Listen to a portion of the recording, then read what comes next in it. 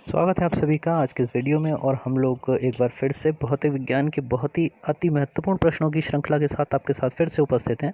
और आज की इस वीडियो में हम लोग देखेंगे अर्धचालक यानी सेमीकंडक्टर फिजिक्स से रिलेटेड कुछ बहुत ही महत्वपूर्ण क्वेश्चन। आइए बिना किसी विलंब के स्टार्ट करते हैं।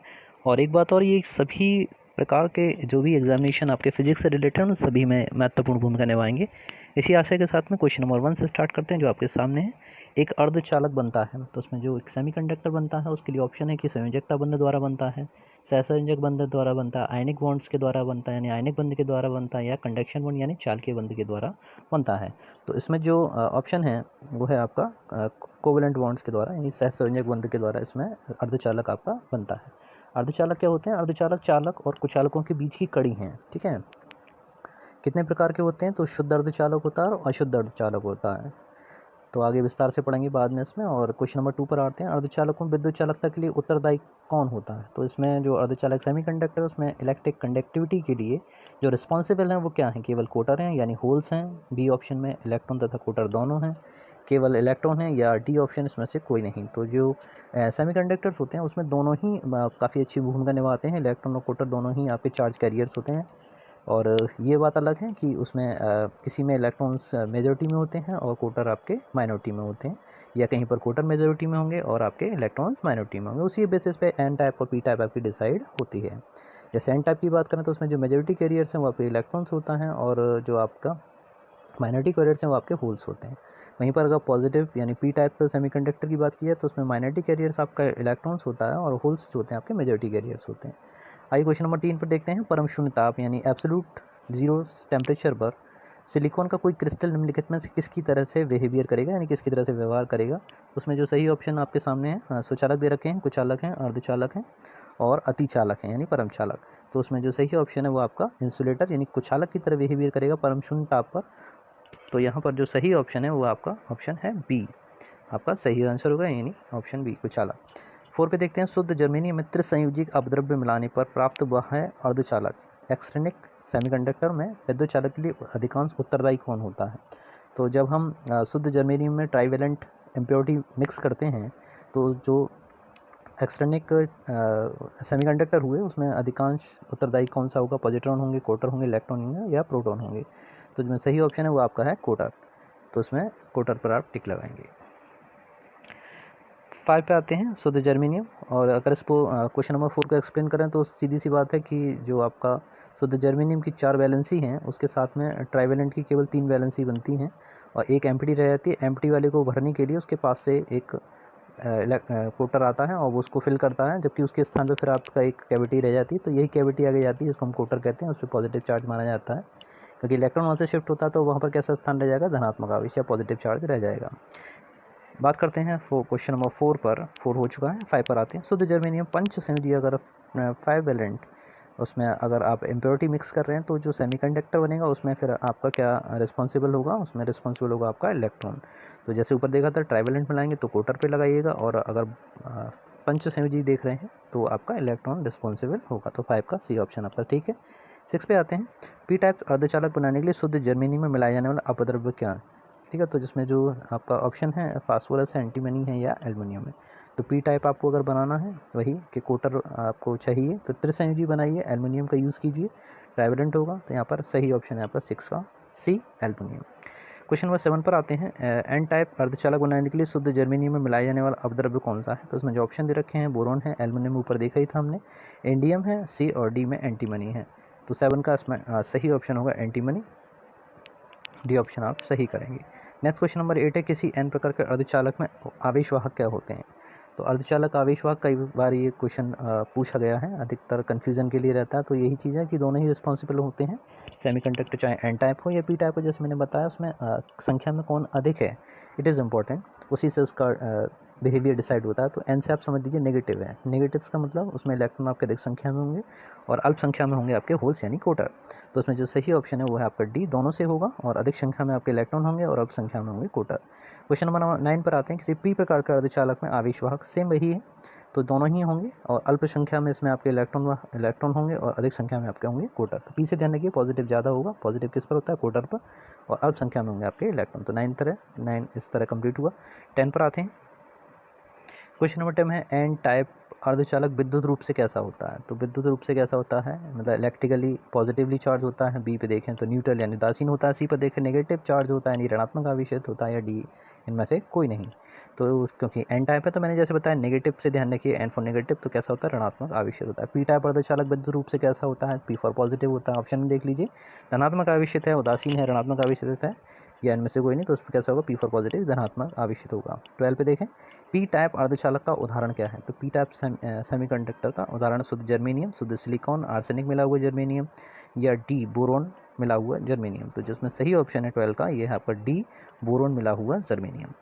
इसी तरह से एन टाइप अर्धचालक का उदाहरण अगर देखना चाहें तो एन टाइप का उदाहरण है शुद्ध जर्मेनियम, शुद्ध सिलिकॉन, आर्सेनिक मिला हुआ जर्मेनियम, या फिर बोरोन मिला हुआ जर्मेनियम। तो बोरोन मिला हुआ तो पी टाइप के लिए होता है, तो ये तो बिल्कुल नहीं होगा। आर्सेनिक मिला हुआ जर्मेनियम आपका सही आंसर है। 14 में आते हैं, 14 नंबर, पी एन संधि डायोड की अवक्षय डिप्लेशन लेयर जो होती है पी एन संधि डायोड के लिए, तो उसमें क्या होता है, केवल कोटर होते हैं, केवल इलेक्ट्रॉन होते हैं, इलेक्ट्रॉन और कोटर दोनों होते हैं, ना इलेक्ट्रॉन होता है ना कोटर होता है, ठीक है ना। तो इसमें जो आप डिप्लेशन लेयर को समझ लीजिएगा थोड़ा। डिप्लेशन लेयर में क्या होता है कि पी टाइप और एन टाइप जो एरिया है आपके, इनसे इलेक्ट्रॉन चलता है और इधर प्रोटॉन से कोटर चलते हैं, ठीक है। ये दोनों मिलकर एक अवक्षय परत बनाते हैं, एक डिप्लेशन लेयर बनाते हैं, और ये इसमें न्यूट्रली होती है, इसमें कोई भी आवेश नहीं होता, ना इलेक्ट्रॉन होंगे ना ही कोटर होंगे। तो इसमें सही ऑप्शन है आपका डी, ना इलेक्ट्रॉन ना कोटर। 15 पे आते हैं, पी एन संधि के आर पार उत्पन्न वोल्टता जो होती है, जो वोल्टेज उत्पन्न होते हैं, जो पी एन संधि आपकी बनी, यहाँ पर डिप्लेशन लेयर आपने बना रखी है, ठीक है। तो एक विभव, एक पोटेंशियल बैरियर वहाँ पर बन जाता है, जिसको हम विभव प्राचीर कहते हैं। तो जो उत्पन्न वोल्टता है वो विभव प्राचीर कहलाती है। इसमें ऑप्शन देखिए, अग्रवनति वोल्टता नहीं कहलाएगी, ये दोनों ऑप्शन ही होंगे। सी आंसर आपका करेक्ट होगा 15 का, फिजी विभव प्राचीर या पोटेंशियल बैरियर। 16 पर देखते हैं, जिस उत्क्रम वोल्टता पर उत्क्रम धारा अचानक बढ़ जाती है उसे क्या कहते हैं, ठीक है। तो इसमें अगर हम लोग देखें कि एकदम फॉरवर्ड वाइसिंग होती है, अग्रवनति, और रिवर्स वाइसिंग या पश्चावनति।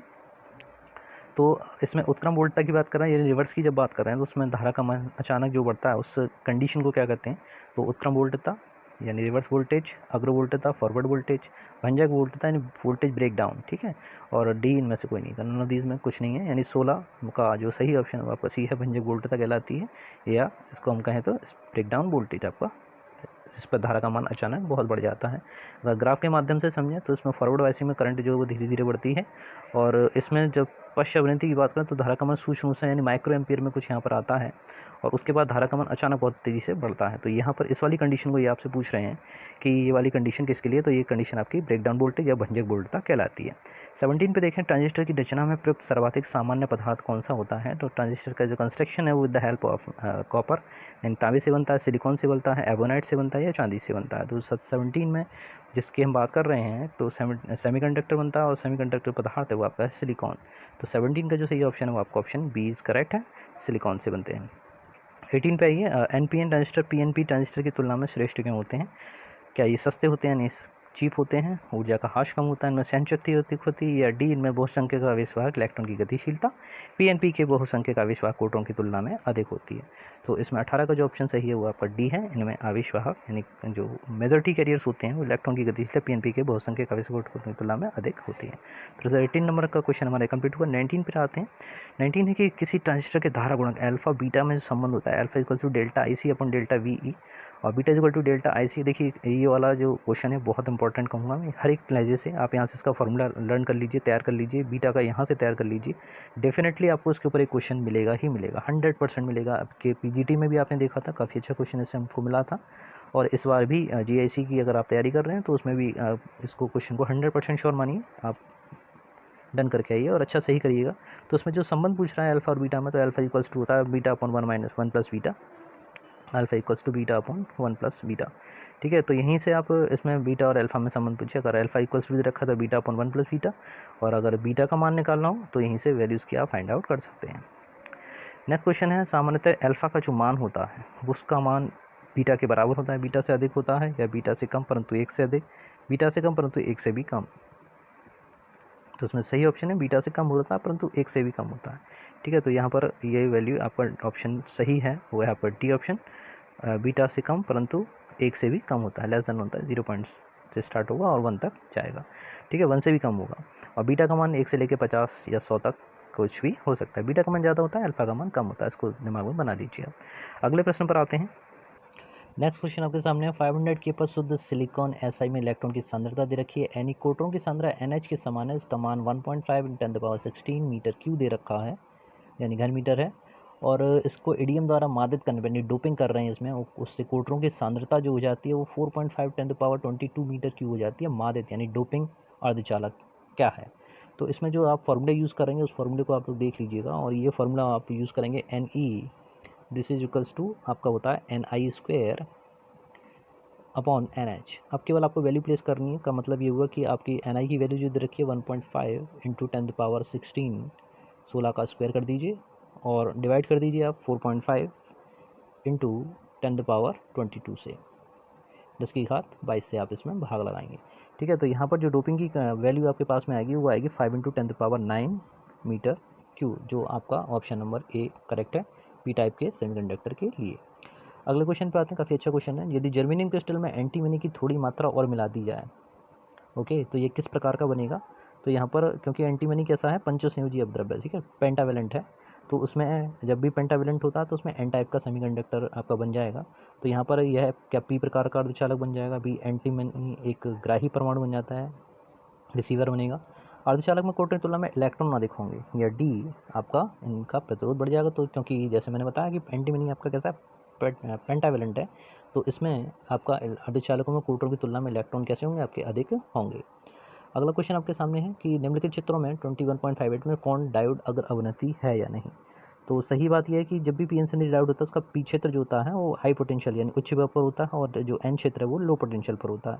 तो यहाँ पर अगर अवनति वहाँ पर मिलती है। तो जो सही वाला है वो आपके इन दोनों में मुझे हमें पता है कि ए और सी, ठीक है, ये दोनों ही आपके सही पर हैं, क्योंकि दोनों में ही आपका हाई पोटेंशियल पी को रिप्रेजेंट कर रहा है और एन क्षेत्र जो है वो लो पोटेंशियल को रिप्रेजेंट कर रहा है। तो यहाँ पर जो दोनों ऑप्शन आपके सही मिले तो आप दोनों पे लगाइएगा। ओके, तो इसमें आपका ए और डी ये दोनों ही आपके करेक्ट हैं। चलिए अगले वाले पर आते हैं। तो अगला वाला भी सी से रिलेटेड है। उपयुक्त क्षेत्र 21.58 में कौन डायोड उत्क्रम अवनति पर है या है। ठीक है का मतलब एक होगा, या है का मतलब दो। तो यहाँ पर जो है बी और डी की बात करें तो ये दोनों ही आपके कैसे हैं, रिवर्स वाइसिंग पे लगे हुए हैं। बी और डी की बात करें उसमें बी और डी, ठीक है, तो उसमें जो रिवर्स वाइसिंग पर है उसमें बी और सी आपके रिवर्स पे होंगे। थोड़ा सा मैं गलती कर रहा हूँ, एक मिनट रुकिएगा। हाँ, थोड़ा सा टिक लगाने में गलती हुआ। ये डी नहीं है, ये पहले वाले जो ऑप्शन है उसमें आप जब अग्र अवनति की बात करेंगे तो उसमें जो हाई पोटेंशियल है ये ए वाला है और ये सी वाला, ठीक है। देख लीजिए यहाँ पर क्लियर है कि यहाँ पर 12 वोल्ट दे रखा है जबकि यहाँ 5 वोल्ट है, ठीक है ना। तो पहले में अग्र अवनति के लिए ए और आपका सी सही होगा, जबकि रिवर्स वाइसिंग पर जो है वो आपका बी और आपका डी वाला पोटेंशियल ये डायोड दे रखे हैं। ठीक है, गलती होना स्वाभाविक है, जो काम करता है उससे गलती भी होती है, ठीक है, कोई बात नहीं, गलती में सुधार होना चाहिए। चलिए अगले पर आते हैं। जेनो डायोड की भंजक वोल्टता 15 वोल्ट है और 21.59, पहले 59 की बात कर लें। इसमें एक वोल्टेज नियामक यानी वोल्टेज रेगुलेटर के रूप में इसको प्रयुक्त किया जाएगा। डायोड में धारा का मान आपको बताना है कि डायोड में धारा कितनी होगी। तो सबसे पहले यहाँ पर हमें पता करना पड़ेगा कि इसमें धारा बह कितनी रही है, ठीक है ना। तो 250 वोल्ट पर जो आरोपित पोटेंशियल है उसमें देख रहे हैं आप कि 20 वोल्ट इधर है, 15 वोल्ट इधर लगा हुआ है, इनका डिफरेंस आपको निकालना पड़ेगा। तो इन दोनों का डिफरेंस 20 वोल्ट और ये आप निकालेंगे तो इसमें जो एम्प्लाई वोल्टेज होंगे यानी इसको कहें आरोपित, ठीक है, आरोपित वोल्टता जो होगी, आरोपित वोल्टता, ठीक है, वो कितनी होगी, आप 20 में से 15 को माइनस कीजिए, ठीक है ना। तो 20 - 15 करेंगे और this is equals to 5 volt आएगा। ये आपके पास में आएगा 5 वोल्ट। अब जो धारा बह रही है वो धारा का मान निकाल लीजिए। धारा कितनी प्रवाहित होगी, I equals to V equals to IR से, I इक्वल्स टू 5 वोल्ट और अपॉन कितना रेजिस्टेंस है यहाँ पर 250 है तो 250। तो यहाँ पे जो धारा का मान आपके पास में मिलेगा ये इसका भाग लगाइए 250 का 5 में, तो ये मेरे अकॉर्डिंग आएगा 0.02 एम्पियर, 0.02 एम्पियर, या और भी अगर कहें तो अगर आप मिली एम्पियर में लिखना चाहें तो 20 मिली एम्पियर आएगा भाई। ये तो आ गई आपकी धारा, ठीक है ना। अब 20 मिली एम्पियर की धारा हुई। आगे जो आप देख पा रहे हैं कि यहाँ पर 1 किलो का 1 किलो ओम का ये लगा हुआ है रेजिस्टेंस पे ध्यान दीजिए, 1 किलो का है। तो यहाँ 1 किलो का लिए इसमें अगर हमको धारा निकालनी है तो इसके सिरों पर जो वोल्टेज है वो तो 15 वोल्ट है, ठीक है ना। तो इसमें जो धारा होगी इसको आई डैश करके लिख लेते हैं। आई डैश का जो मान होगा वो किसके बराबर होगा, V Z upon zener diode लगा हुआ, तो वी जेड अपॉन आर के बराबर, और वी जेड का मान कितना है 15, आर का मान कितना है 1 किलो, तो 1 × 10⁻3, इसको आप लिखेंगे 15 × 10⁻³ 15 × 10⁻³ ठीक है। तो पहली वाली आई थी आपकी 20 मिली एम्पियर, ठीक है, 20 मिली एम्पियर आई थी, 20 × 10⁻³ अब तो आई जेड में कितनी आएगी, तो इन दोनों का आप माइनस कर दीजिए, ठीक है। तो 20 में से आप 15 को माइनस कीजिएगा तो कितना आएगा आपके पास में, केवल 5 मिली एम्पियर आएगा, जो आपका सही आंसर होगा। और इसमें जो सही ऑप्शन है वो है आपका ऑप्शन नंबर ए, इसमें आपको करेक्ट है, इस पर आप टिक लगाएंगे, ठीक है ना। तो इस तरीके से इस क्वेश्चन को किया जाएगा।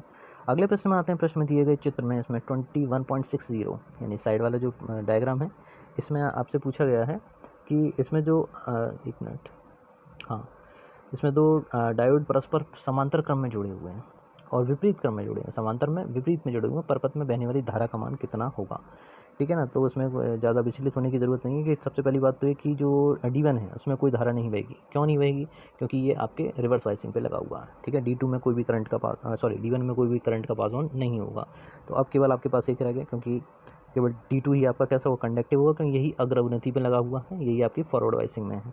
तो फॉरवर्ड वाइसिंग में धारा का मान आप निकाल लीजिए I = V/R, ठीक है। आर का मान देखिए यहाँ पर, ये दोनों किस क्रम में लगे हुए हैं, 2 और 4 आपका लगा हुआ है आपका श्रेणी क्रम में, तो सीधे सीधे जोड़ देंगे तो टोटल रेजिस्टेंस जो हो जाएगा आपका वो 4 और 2 कितना हो जाएगा, 6 के इक्विवेलेंट हो जाएगा। और जो वोल्टेज लगा हुआ है कितना वोल्टेज का है, तो ये आपका 12 ठीक है। यहाँ 12 वोल्ट और लिखना है, तो यहाँ पर 12 वोल्ट आप इसमें दर्शाइए, यहाँ पर आएगा आपका 12 वोल्ट। तो 12 वोल्ट आप दिखाएंगे, तो 12/6 और 6 का आप 12 में भाग लगाइए, 6 2 ज़ा 12, यहाँ पर आपको मिलेगा 2 एम्पियर। तो जो सही ऑप्शन है वो आपका है बी ऑप्शन, इसमें करेक्ट है 2 एम्पियर। नेक्स्ट क्वेश्चन पे आते हैं। क्वेश्चन नंबर आपका 7 है कि प्रश्न में दिखाया गया 21.61 में दिखाया गया परपथ में दोनों डायोडों में प्रत्येक का अग्र प्रतिरोध 50 ओम दे रखा है तथा उत्क्रम प्रतिरोध अनंत है। यदि बैटरी की वोल्टेज 6 वोल्ट हो तो 100 ओम प्रतिरोध में धारा का मान एम्पियर में बताना है। तो अगेन फिर से वही चीज़ है, जिसमें सबसे पहले आप देखिए कि D1 और D2 में से कौन सा आपका फॉरवर्ड वाइसिंग पर है और कौन सा आपका रिवर्स वाइसिंग पर है। तो यहाँ पर जो आपके सन्डी डायोड D1 है वो आपका फॉरवर्ड वाइसिंग पर है और D2 आपका उत्क्रम अवनति पे है। तो D2 आपका वर्कआउट नहीं करेगा, यानी इसमें से कोई भी धारा पास ऑन नहीं होगी, ठीक है। जैसे भी उस वाले क्वेश्चन को किया था ठीक उसी तरीके से आपको इसको भी करना है। तो अब इसमें आपको करना ये है कि, और यहाँ पर एक चीज़ और मेंशन कीजिएगा कि यहाँ पर टोटल रेजिस्टेंस जो दे रखा 150 ओम और यहाँ पर 100 ओम, और साथ ही साथ इस D1 का जो प्रतिरोध दे रखा है वो यहाँ पे लिखा हुआ है 50 ओम, इसको इसने मेंशन यहाँ पर नहीं किया। थोड़ा सा क्वेश्चन आपको रोटेट करना चाह रहा है कि आप इसको मेंशन करते हो या नहीं। तो I = जो वोल्टेज आएगा वो आपका 6 आएगा और जो प्रतिरोध आएगा उसमें आप 50 को ऐड करना मत भूल जाना, ठीक है ना। तो 50 + 150 और प्लस करेंगे आप तो 100, तो इस तरीके से आपके पास में मिलेगा 6/, इन सबको आप ऐड कर लीजिए, कितना आएगा, लगभग 200 और ये 300 और इसको जब आप सॉल्व करेंगे तो वैल्यू आएगी आपके पास में 0.02 एम्पियर, जो आपका सही ऑप्शन है। ऑप्शन बी इसको इंडिकेट कर रहा है, तो ये आपका ऑप्शन सही है। नेक्स्ट क्वेश्चन पे आते हैं। अगला है कि 21.62 में दिखाया गया पीएन संधि डायोड D1 डिस्टकारी यानी रेक्टिफायर की तरह कार्य कर रहा है, जबकि एक प्रत्यावर्ती यानी AC परपथ बी परपथ में लगा हुआ है। प्रतिरोध R में धारा I 21.63 के किस भाग के द्वारा प्रदर्शित की जाएगी। तो उस वाला चित्र देख लीजिए, नीचे डायग्राम दे रखे हैं। तो उसमें जो सही ऑप्शन है धारा का मान किसके बराबर होगा, तो ये हम लोग देख रहे हैं प्रश्न संख्या 8। तो इसमें जो आपका अर्ध तरंग डिस्टकारी है, ठीक है। तो अर्ध तरंग डिस्टकारी हाफ वेव होता है। तो ये जो डायग्राम है वो हाफ वेव रेक्टिफायर को इंडिकेट कर रहा है। तो हाफ वेव के लिए आप यूज़ करेंगे ऑप्शन आपका बी सही होगा, 8 का बी ऑप्शन सही है। अगर इसमें 2 डायोड लगे हुए होते तो ये फुल वेव आती है, ठीक है ना। तो उसमें आप ये वाले इसको सही लगाते अगर यहाँ पर 2 डायोड D1 D2 करके लगे हुए होते, तो ठीक है। तो अगले वाले क्वेश्चन पे आते हैं। अगला क्वेश्चन है कि जब NPN ट्रांजिस्टर एक प्रवर्तक यानी रेक्टिफायर की तरह काम कर रहा है तो इलेक्ट्रॉन आधार से संग्राहक की ओर गति करते हैं, बी कोटर उत्सर्जक के आधार की ओर गति करते हैं, इलेक्ट्रॉन संग्राहक से आधार की ओर गति करते हैं, या कोटर आधार से उत्सर्जक एमीटर की तरफ चलते हैं, बेस से उत्सर्जक यानी एमीटर की ओर गति करते हैं। जो उसमें सही ऑप्शन है, और जब भी आप देखेंगे NPN ट्रांजिस्टर की अगर क्रिया की बात की जाए तो उसमें जो मेजॉरिटी कैरियर्स होते हैं वो इधर इलेक्ट्रॉन, और इलेक्ट्रॉन जो हैं वो आपके एमीटर से बेस की ओर चलते हैं और फिर कलेक्टर की ओर गति करते हैं। तो उसमें जो ऑप्शन आपका सही है वो option A is your right answer. तो उसमें इलेक्ट्रॉन बेस से कलेक्टर की तरफ चलेंगे। 10 पे आते हैं। उभयनिष्ठ यानी उभयनिष्ठ आधार उस कॉमन बेस, ठीक है ना। कॉमन बेस ट्रांजिस्टर में प्रवर्धक में निवेशी तरह निकट सिंगलों के बीच में कलांतर कितना होता है। तो उसमें अगर कलांतर की बात की है तो उसमें कोई कलांतर नहीं होता, 0 होता है, 0। तो उसमें सही ऑप्शन है आपका ऑप्शन ए 0। नेक्स्ट पर आते हैं और ये आज के वीडियो का लास्ट है। उभयनिष्ठ उत्सर्जक प्रवर्धक की वोल्टेज का लाभ दे रखा है इन्होंने 50, 50 और निवेशी प्रतिरोध यानी RI दे रखा है आपका 100, निर्गत प्रतिरोध आपका दे रखा है RL, और ये कितना है आपका 200 ओम। वोल्टेज का एम्पलीफायर का शक्ति लाभ पूछा गया है। तो शक्ति लाभ की हम अगर बात करें तो शक्ति लाभ आपका P बराबर किसके बराबर होगा, V² अपॉन R के बराबर होगा, ठीक है ना। पावर की बात की जाए तो यहाँ पर शक्ति लाभ का मान निकालना है तो पहले वोल्टेज लाभ निकालना पड़ेगा और फिर प्रतिरोध लाभ। तो प्रतिरोध लाभ किस तरीके से निकलेगा, प्रतिरोध लाभ निकालने के लिए आपको निर्गत प्रतिरोध में निवेशी प्रतिरोध का भाग देना होगा, ठीक है ना। तो वो उस वैल्यू को पहले हम आर से इंडिकेट कर लेते हैं। और तो यहाँ पर निर्गत की जो वैल्यू है वो दे रखी है 200 और निवेशी दे रखा हुआ आपका कितना 100 है। तो यहाँ पर कितना मिलेगा 2 मिलेगा आपको 2, ओके। और जो वोल्टेज लाभ है, वोल्टेज लाभ उन्होंने सीधा सीधा दे रखा आपके पास में 50 है, क्योंकि स्क्वायर कर रखा है तो 50 × 50 और डिवाइड करेंगे आप कितने से 2 से, तो आपके पास में मिलेगा 250 2500, ठीक है। 2500 में आप कितने का डिवाइड कर दीजिए, 2 से भाग लगाएंगे तो 1250 आपको इसका आंसर मिलेगा, जो कि इंडिकेट हो रहा है आपके ऑप्शन सी के द्वारा। तो इस तरह से ये वाला क्वेश्चन आपका कंप्लीट हुआ और इसी तरह के बहुत ही अच्छे क्वेश्चन के साथ मिलते रहेंगे। नेक्स्ट वीडियो में मिलते हैं, तब तक के लिए जय हिंद, जय भारत, धन्यवाद।